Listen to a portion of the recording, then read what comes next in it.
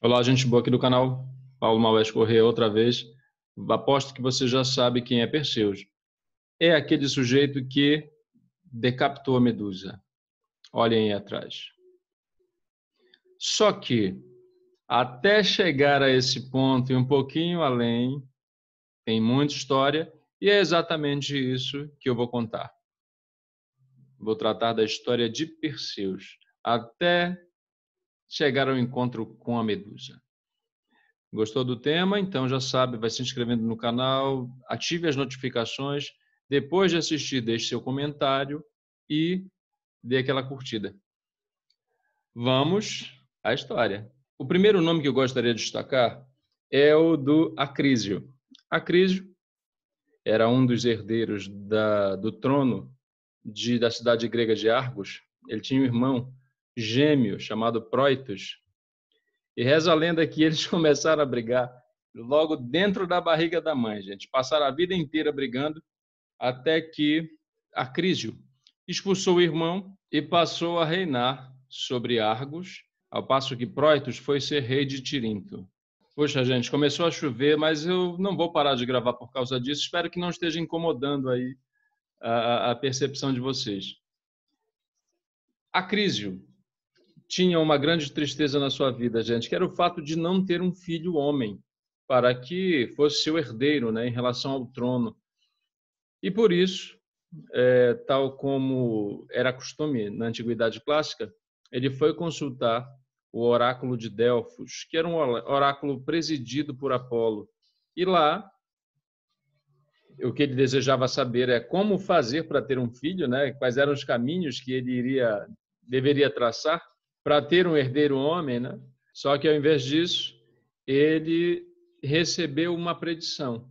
E nessa predição dizia o seguinte, que o neto dele, no caso, filho da única filha que ele tinha, que era Danae, seria o responsável pela morte dele.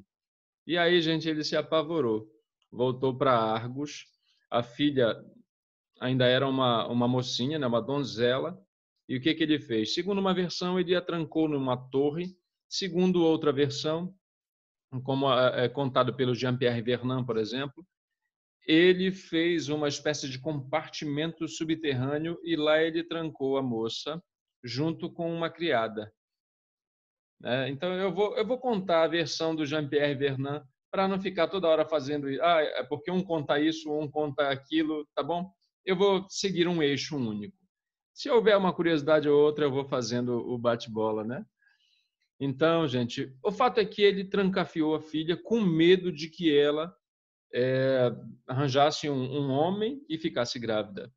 Só que tem um porém, gente. Esse era um tempo em que os deuses mantinham uma espécie de intercâmbio com os seres humanos, né?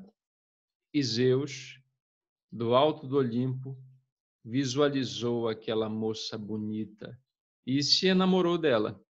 E Zeus, vocês sabem que é inescrupuloso quando quer seduzir uma mulher. Ele se transformou, por exemplo, em soldado tebano para seduzir Ciméria, que seria a mãe de Dionísio depois. Bom, enfim, eu acho que vou gravar um vídeo só para tratar das metamorfoses de Zeus com essa intenção de seduzir. No caso de Danae, ele fez um negócio assim, olha, como ela estava trancafiada, gente, ele se metamorfoseou em chuva dourada, em chuva de ouro, e passou por, caso for a torre, né, a ideia, ele passou por debaixo da porta. E se for um ambiente subterrâneo, ele adentrou também pelas frestas, né? E lá ele manteve uma relação com a Danae e ela ficou grávida. Depois de um tempo, o Acrísio observou barulho, né, de criança vindo de dentro daquele ambiente. E aí ele se desesperou, né? Que arrumação é essa, né? Abriu o compartimento e se deparou com a filha e uma criança. Obviamente, ele não iria cometer a loucura, porque poderia despertar a fúria dos deuses de matar o seu próprio sangue, né? Seus próprios herdeiros. E aí o que ele fez? Ele perguntou para a filha, né? de quem era aquela criança. Ela disse que era a filha dela, né? E quem era o pai? Ela, obviamente, disse que era Zeus. Ele não acreditou. Na versão que o Vernon conta, ele pegou a criada, né, que estava ali acompanhando a Danae, e fez assim uma pressão, ela não entregou, ele pensava que ela tivesse feito assim uma artimanha para introduzir um homem lá no ambiente junto com a filha dele, né? Mas a moça era inocente, mesmo assim, ela foi sacrificada em honra de Zeus. Para ir encurtando a história, gente, o que ele fez? Ele mandou um carpinteiro preparar uma espécie de caixão ou esquife bem grande, né, para comportar mãe e filho, e lançou ao mar e deixou por conta do destino. Só que, para azar dele, o esquife não afundou. Foi parar às proximidades de uma outra ilha chamada Serifo, ou Sérifo, né, a versão que eu tenho grifa Serifo. E lá, um pescador chamado Dictus, que era parente do sujeito que governava ali, o Polidecto, era irmão dele, recolheu aquele esquife e quando abriu, gente, foi uma surpresa muito grande quando ele se deparou com a mulher e a criança lá dentro. O Dictys, eu espero ter dito o nome dele certo antes, o Dictys era um sujeito muito honrado, gente, muito bondoso, e levou os dois para casa e eles ficaram ali como se fossem pessoas da família. Depois de um tempo, o Perseu já estava rapaz, né? O Polidecto, que era, como eu disse, quem reinava naquele espaço, se apaixonou pela mãe do Perseu, pela Danae. E aí ele não conseguia um espaço porque o Dictys a protegia e também o Perseu, já bem grandinho, né? Não dava espaço. E ele o que fez? Preparou um banquete, que seria um banquete para anunciar a intenção que ele tinha de desposar uma moça de uma família nobre, né? Que era a Hipodâmia. E para isso, ele pediu que todos os jovens que estavam ali presentes, inclusive o próprio Perseu, lhe trouxessem cavalos de presente. Vejam o nome da moça, né? Hipodâmia, Hipos, né? Hipismo, por exemplo, tem o mesmo radical, né? Muito curioso esse detalhe. E aí, o Perseus, como era um sujeito humilde, não tinha cavalos, mas ele era muito orgulhoso e disse que ele não iria dar um cavalo, ele poderia dar outra coisa, por exemplo, a cabeça da Górgona. E aí é que mora o perigo, gente. A Górgona era a Medusa. Isso foi dito pelo Perseu sem a menor reflexão, gente, por empolgação. E no dia seguinte, os convidados foram lá levar os seus presentes, né? E o Perseu chegou lá, de mãos abanando, e disse para o Polidecto que ele poderia depois levar uma égua para ele, né, para compensar. Só que o Polidecto disse não. Que é isso? Você vai me trazer aquilo que você afirmou que traria, a cabeça da Medusa. É claro que o Polidecto fez tudo isso já com a intenção de se livrar do Perseus para poder ficar com a mãe dele, né? O grande porém da história, gente, é que ninguém sabia onde é que a Medusa se escondia. As górgonas, eram 3 do górgonas, né? Ninguém sabia onde elas se escondiam, mas sabiam onde que ficava o ambiente das graias. O que eram as graias? Eram 3 criaturas tão horrendas quanto as górgonas, e que, reza a lenda, nasceram velhas já, eram todas engelhadas, gente, e elas tinham como característica, além desse aspecto envelhecido desde o nascimento, o fato de que elas partilhavam de um único dente, que elas usavam para matar as suas presas, fosse o que fosse, homem, bicho, e também um único olho. Com aquele olho, elas... Isso pode parecer uma desvantagem, mas como o olho ficava num revezamento de mão em mão, era uma vigilância praticamente permanente. E aí o Perseus foi para lá com a intenção de saber o paradeiro das górgonas, né? E ele ficou esperando, gente, era muito astuto, ele ficou esperando o momento exato para entrar em ação, que era naquele intervalo curto entre o olho passar de uma mão à outra mão. E aí ele esperou o momento exato e conseguiu dar o bote. pegou o olho e também pegou o dente. E aí, aqui era uma questão de troca, né? Elas precisavam daqueles utensílios para continuar existindo. E ele precisava da informação. A informação que ele queria, segundo algumas fontes, era exatamente onde estavam as górgonas. Segundo a versão do Vernon, ele estava em busca das ninfas. As ninfas, sim, é que diriam o paradeiro das górgonas. E elas não tiveram outra alternativa, né? As graias negociaram, deram a informação e pegaram o que era delas de volta, e o Perseus foi encontrar com as ninfas, que eram figuras muito belas, viu? Bem diferentes das graias, portanto, e também das górgonas. Quando o Perseu encontra as ninfas, ele percebe que elas são benfazejas. Por tudo que ele pede, elas dão, elas informam onde estavam as górgonas e ainda presenteiam o Perseus com alguns, digamos, utensílios necessários para essa ida dele rumo à morte, porque encontrar com a Medusa era encontrar com a morte. O que ele recebe como presente? Recebe as asas de Hermes, aquelas asas do calcanhar, né? Que aí ele adquiriu uma velocidade imensa, né? Recebe também o escudo de Atena, né? Recebe uma sacola especial que era para poder guardar a cabeça da Medusa depois que ele degolasse a bichinha.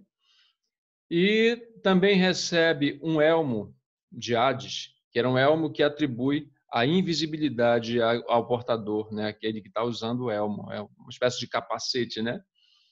E também uma adaga, uma espécie de foice, de espada, que foi com esse utensílio também que Cronos castrou o pai Uranus. Aqui tem um vídeo para vocês conhecerem mais detalhadamente essa história. Para encurtar a conversa, munido disso tudo, ele foi velozmente com as asas de Hermes. Chegando lá, ele usou o elmo para ficar invisível aos olhos das outras duas irmãs de Medusa, que eram imortais, e ele se aproximou de Medusa e ficou esperando o momento exato. Ele não poderia olhar diretamente para ela, porque senão se transformaria em pedra. E aí o que ele fez? Seguiu o conselho de Atena, ficou acompanhando pelo reflexo, né, emitido pelo escudo de Atena. E assim ele percebeu a aproximação da Medusa e, usando a arma, a adaga, né, a espada, né, que lhe foi dada pelas ninfas, ele desferiu um golpe certeiro e a cabeça da Medusa rolou. As outras irmãs se espantaram, né? Estavam dormindo, com um grito pavoroso de Medusa. Ele pegou e colocou naquela bolsa especial e as outras duas vieram atrás dele, mas ele conseguiu ser mais veloz e se livrou da perseguição. No caminho de volta, gente, ele se deparou com uma cena muito estranha. Uma moça amarrada, acorrentada em um penhasco, né? E chorando. Essa moça se chamava Andrômeda. E a Andrômeda estava ali para ser sacrificada, para aplacar a fúria dos deuses, porque a família dela dizia que ela era tão bela quanto as deusas, gente. E aí isso é uma ofensa às divindades, né? Então, a solução para isso é o sacrifício da figura individual de Andrômeda ou então de toda a cidade. Então, toda vez que há esse conflito entre o interesse individual e o interesse da coletividade, a coletividade ganha, viu, povo? Há vários exemplos disso. Andrômeda estava ali esperando que um monstro saísse das águas, né, para devorá-la. E aí o Perseus não contou conversa. Quando ele percebeu que o monstro estava vindo à tona, ele pegou a cabeça da Medusa e apontou. Olha, a imagem não pode ser essa imagem, porque parece que ele está mostrando para ele próprio, né? Essa imagem que está aqui atrás de mim. Ele petrificou o monstro e salvou Andrômeda, né? Que passou a ser o seu par. Na chegada a Serifo, gente, ele observou que tudo estava um terror. A mãe e o Dictys estavam escondidos porque o Polidecto tinha se transformado num verdadeiro ditador, num tirano, né? E aí o que ele fez? Ele adentrou no palácio, onde havia uma festa, e lá ele tirou da sacola a cabeça da Medusa. Você que já me acompanhou até aqui e quiser saber os detalhes do início da história da Medusa, tem um vídeo que é só para isso. Aliás, foi o vídeo que motivou esse aqui é o segundo vídeo, na verdade, tá? Então, se você já viu o que está lá, né, da Medusa, esse aqui é complementar. Mas se você não viu, quando você assistir o outro, você vai complementar esse. Enfim, os dois compõem um mesmo conjunto, tá? Então ele tirou da sacola a cabeça da Medusa e petrificou todo mundo que estava ali. Depois disso, ele tinha que resolver uma questão pendente com o avô, com o Acrísio, que havia trancafiado ele e a mãe numa caixa e jogado ao mar, né? Ele foi para lá, gente, e o que aconteceu? O Acrísio estava dando assim promovendo um evento que eram jogos, né? E como o Perseus era um rapaz jovem, né, forte, ele foi de imediato convidado não pelo Acrísio, foi convidado pela organização do evento para participar. E ele escolheu a modalidade de lançamento de disco. Quando ele lançou o disco, ele acertou uma pessoa. Essa pessoa era o próprio avô, o Acrísio. Então não adiantou nada ele tentar fazer de tudo para contrariar o destino, porque até como uma fatalidade, na verdade, aconteceu, o Perseus matou o próprio avô. E aí ele ficou constrangido, de certa forma, de, como herdeiro, assumir o trono daquela cidade. E aí o que ele fez? Recorreu ao tio, o Proitos, e fez uma proposta, né? Vamos trocar de reinos. E foi assim que o Perseus passou a ser o rei de Tirinto e o Proitos assumiu o trono em Argos. Você quer saber o destino da cabeça da Medusa? Ah, gente, já se inscreveu no canal? Você vai ficar petrificado, hein? Se inscreva, ative as notificações, deixe seu comentário, deixe seu like aí. O destino da cabeça da Medusa, gente, quem viu o outro vídeo já sabe, foi parar como uma espécie de símbolo no escudo da deusa Atena.